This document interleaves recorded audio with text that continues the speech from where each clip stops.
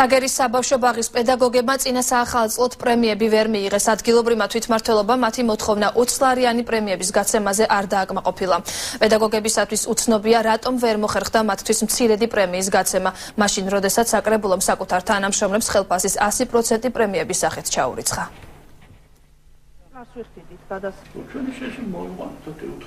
მარინა ბურჯალიანს რო თხოვნით თუ რამე იქნებოდა საშუალება რომ გამოვიყოთ თანხა, მან დაწერა ეს განაცხადი, მიიტანა საკრებულოში, ეს ნამდვილად ვიცით და საკრებულოში უკვე უარი უთხრეს იმ 20 ლარზე. ბავშვების სიცოცხლეს და გვაქვს საქმე, ყველანი დაძაბულები ვართ და ცოტა რაღაცა აი სიხარული იქნებოდა ჩვენთვის, რომ აი მთავრობას, ხელისუფლებას ჩვენთვის ეს ცოტა დანამატი რაღაცა გამოეწირათ.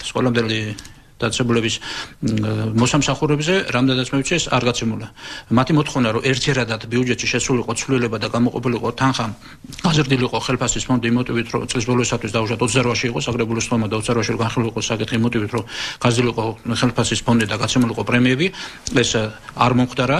თუმცა ჩვენი საკრებულოს თანამდებობის სურვილი არის, რომ ნებისმიერ საბიუჯეტო დაწესებულებაში ხელფასის ფონდი იყოს მოწესრიგებული.